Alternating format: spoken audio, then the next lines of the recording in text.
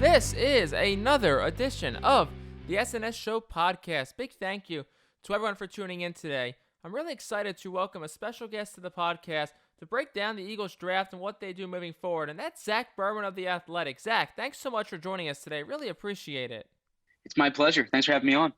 Kind of just to get started, Zach, you released an Eagles depth chart this week along with kind of 20 observations you had from the draft on The Athletic this week. Just want to hit on a couple of things that, really stood out from those observations and that depth chart and kind of just get your thoughts on them. So first thing I wanted to bring up is that you talk about the quarterback position. You still listed Nate Sudfeld as the backup for Jalen Hurts. First thing I want to ask you, do you still think all three dress? I know the rosters expand to 48 players this season, but do you still think all three dress, and what roles do you see them having on game day?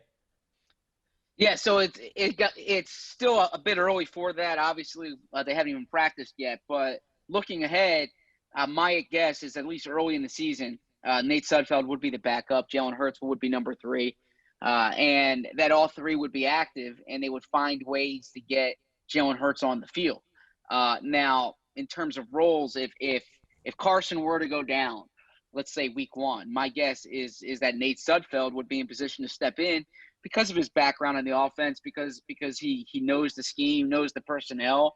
And I just think that's kind of consistent with the approach the Eagles have taken. If you think back to 2016, before they traded Sam Bradford, their plan was to have Chase Daniel as the backup quarterback, not Carson Wentz. They wanted Carson Wentz to learn and develop. Now, that being said, if you're talking about a season-ending injury or an extended period of time, perhaps you go with Jalen Hurts because of the different possibilities that he presents, and you can tinker the offense and adjust the offense to kind of fit his style. But I think for a short-term thing, or at least finishing off a game, when you go with Sudfeld, you don't need to dramatically change the offense or limit anything because of his understanding of the scheme. Absolutely. And so going under the assumption that we're still going to see Nate Sudfeld as the backup quarterback because of his obviously familiarity with this offense, what kind of scenarios or situations, even with Carson healthy, do you see Jalen Hurts getting in early on? Yeah, again, I mean, I know there's a lot of speculation right now, but like they literally haven't even stepped on the field yet. So it's all speculation at this point. I can see them putting some packages in where both Hurts and Wentz are on the field together. But my strong inclination is that that Carson Wentz, that they're not going to do much to disrupt Carson Wentz as the quarterback of the offense. If you're talking about flexing Carson Wentz, the wide receiver, 5-6 plays a game, frankly, that doesn't make much sense to me, and I don't anticipate Carson Wentz being overjoyed about that proposition either. I mean, Doug Peterson is creative. Press Taylor is creative. The different people on the coaching staff can figure out ways to get Hurts involved. But right now, I mean, it's kind of getting ahead of it because they literally haven't even practiced yet, and Hurts hasn't he hasn't met his teammates, he hasn't met his coaching staff. So there's a lot that has to go on before you can really start to put before you can start to put game plan specific things in place. And of course, much of it will depend on who the opponent is, who the personnel is, things of that nature. Yeah, so I guess, is it still possible to see a Taysom Hill type role for him early on, or do you still think it's too early to determine that? Well, Taysom Hill, I mean, he's a 4-core special teams player, right? So I don't anticipate Jalen Hurts doing that. Maybe I'm wrong, and there's different they're different types of players. So I think they can have a Jalen Hurts role for him. I mean, I think they can look at what Hurts does and look how their offense functions and figure out ways to get Hurts involved. But if you're expecting Taysom Hill, I think that might be a bit of a leap. Absolutely. And you look at Jalen Hurts, obviously, it's still Carson's team. So what do you kind of see as a best case scenario for both the Eagles and mostly for Jalen Hurts' time in Philly? Is it, maybe he gets in for a few games and ends up netting them a second or third round pick in the draft? Is it something along those lines that can flip him, or is there more that we would expect to consider his time in Philadelphia successful? I mean, I think the absolute best case scenario for the Eagles is that he never starts a game, and that Carson Wentz stays healthy. Now you can argue the flip side of that is there's another best case scenario that Jalen Hurts is a star, and you flip Carson Wentz and you have a quarterback on a rookie contract, as opposed to a guy making $128 million. There's a lot of different ways you can go with it, which is kind of the mystery of the pick. But the most realistic best case scenario, I think, is Carson Wentz stays healthy. Jalen Hurts is a backup who looks good in the preseason, and they have him for the first 3 years. And then in year 4, they're able to flip him for a draft pick. Frankly, I don't anticipate that pick being much better than the number 53 overall pick, the pick they just traded.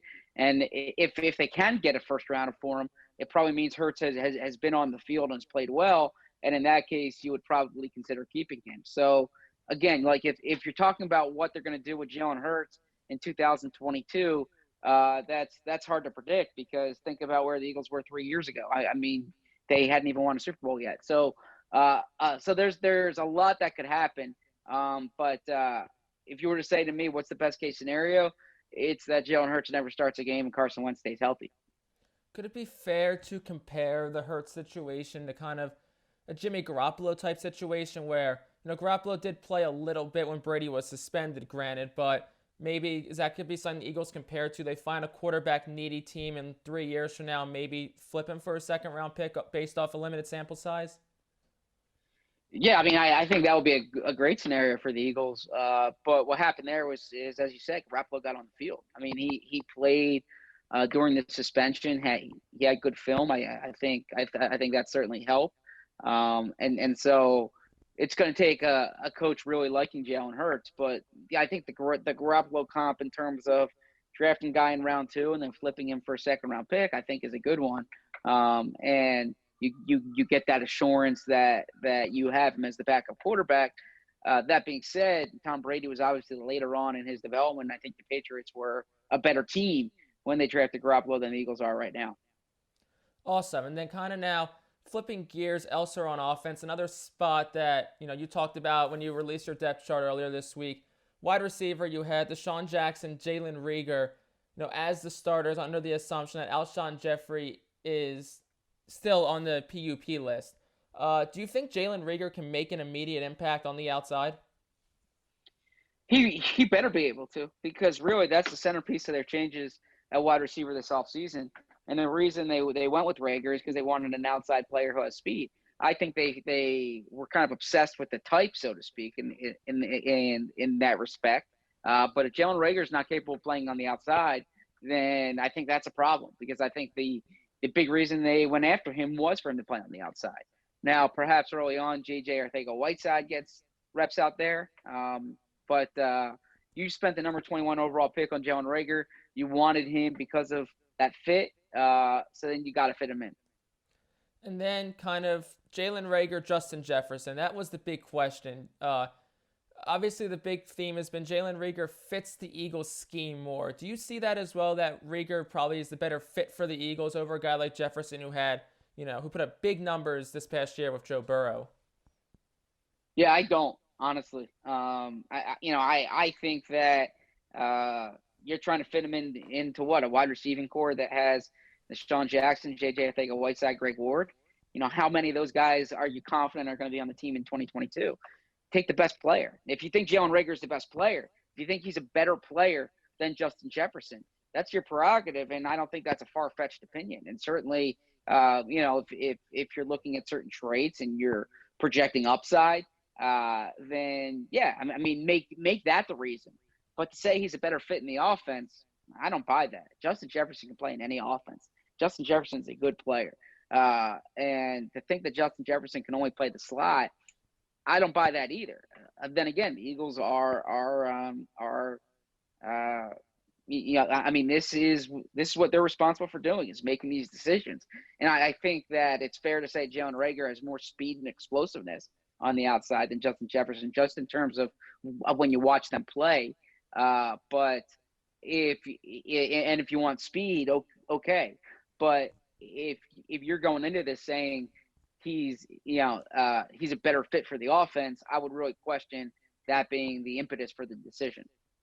Absolutely. And I think another thing a lot of people talked about was if they love Jalen Rager more than Justin Jefferson, and you're confident that, could Jalen Rager have been there in 5 picks from 21? Could the Eagles have traded back and still got their top guy in Rager? I don't know that to be the case. And look, if you're convinced of Jalen Rager, then take him at 21. All right. I mean, you're not talking about top 10 pick. You're talking about 21. There are teams after you that need wide receivers. Uh, it's a risk trading back. You don't know if he's going to be there. And if you think Jalen Rager is kind of in that same tier as Brandon Ayuk and some of the other guys in that range, then okay, trade back at a pick. You're gonna get one of them. But if Rager's the guy you want, it's risky to trade back. And so I have no objection to them taking Rager at 21 if he's your guy, because the way I look at the draft is it's always better 5 picks too early than 1 pick too late. You're not allowed to do it 1 pick too late. You can always do it 5 picks too early. Absolutely. And you raise a good point there how they can always do it too early, then, don't want to be too late. Still at the wide receiver position, obviously, it got a bit crowded last week. And day 3 made a couple of moves. Goodwin, Hightower, and Quez Watkins. Bunch of speedsters. But of those 3 guys, who do you think is most likely to make an impact, whether, I don't want to say right away, but maybe at some point in year 1?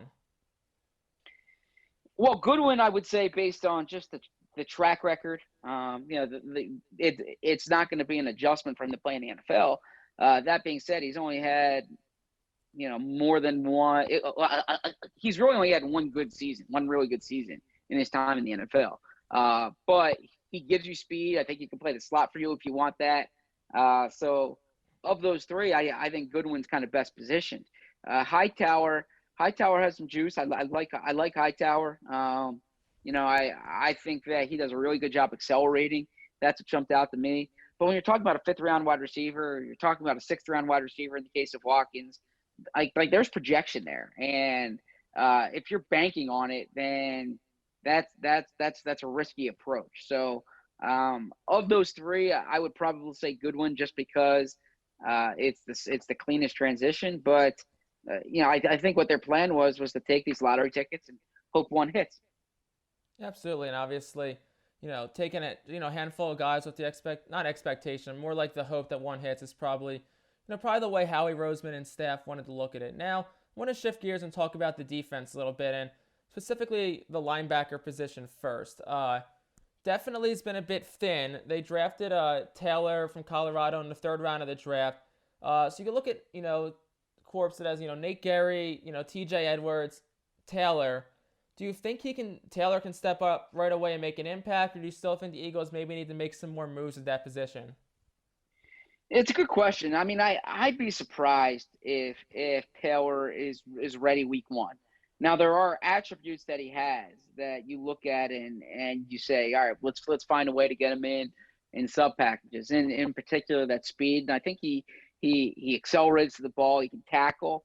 But there are football instincts and playing the position that, is going to take some time. And I like the pick in the sense that I think the Eagles have a lot of pedestrian linebackers. I think they have a lot of guys that don't really have a lot of upside, that just kind of fit a certain box. And I think what Taylor gives you is upside. Now there's a bust component too, if it doesn't work. But I like swinging at that position because if it hits, you have hard to find attributes. So I don't fault them for that pick. But I think it's going to require patience, and it comes at a position where they don't have a lot of options. If this was 2018 and you're like, all right, Jordan Hicks is entering the final year of his contract, we're going to have Hicks for a year, we're going to let him walk, and then after that, we're going to need someone to step in as one of our starting 2 linebackers. I can get behind that, but you're at a situation here where you're talking about Nate Gary and TJ Edwards. You're really counting on Edwards to blossom in year 2. You're counting on Nate Gary to kind of take this progression curve that he's already been on. And, they don't have the numbers at that position. And I'm skeptical that at least early in the season, you'll have Taylor ready to go at least for 3 downs. And I guess kind of the way Jim Schwartz likes to run his defense. We saw it with Malcolm Jenkins playing in the box a lot. It's probably fair to expect Jalen Mills to take up a similar role. So, obviously, the Eagles might only come out in, 2 linebackers in a lot of their nickel packages, and you'll see probably Jalen Mills drop down into the box to probably help out at that position a little bit. I do think that the Mills is in line to kind of play that Jenkins role, but Jenkins did it so well, and it's a leap to expect Jalen to be able to do it as well.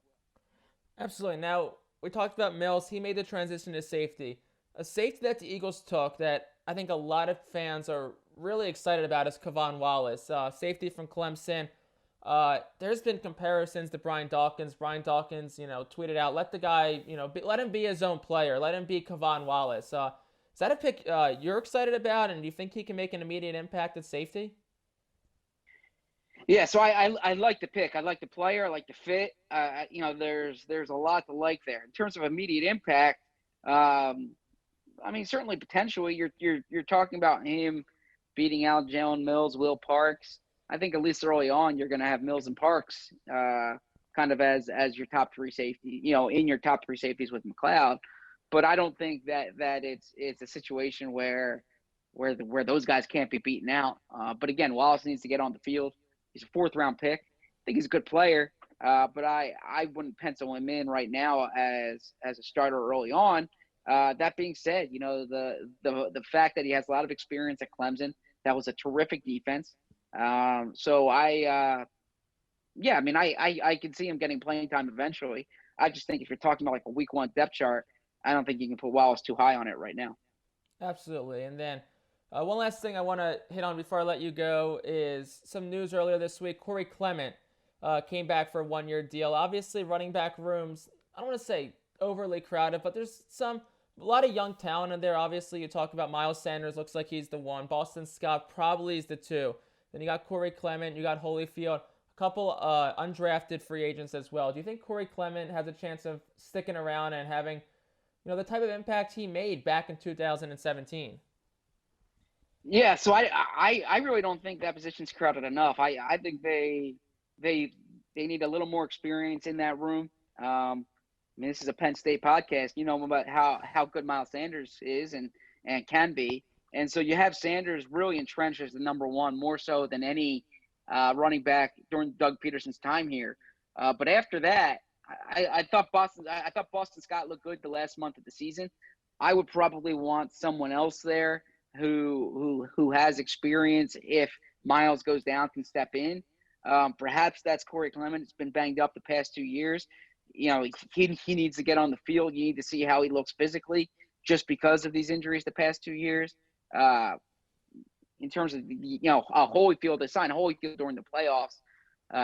He needs to actually practice with the team. He really hasn't done that yet. And then you have Michael Warren, the undrafted rookie from Cincinnati. You have Adrian Killens. You took flyers on those guys. Warren has a decent body of work at Cincinnati.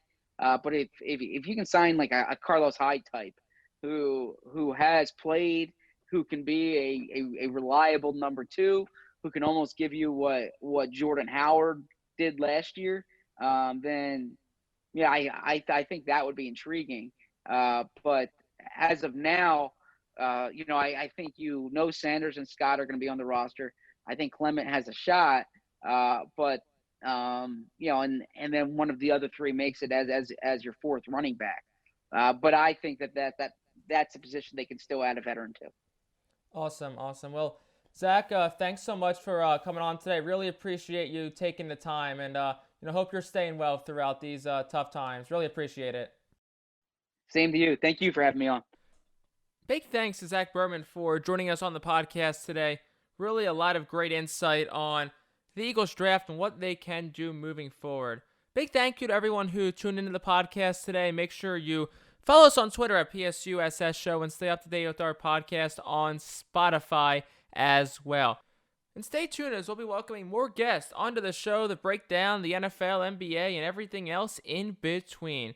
Hope everyone enjoys the rest of their day, has a great weekend and week ahead. Big thank you once again to everybody for tuning in to the SNS Show. Have a good one, everyone. We'll see you later.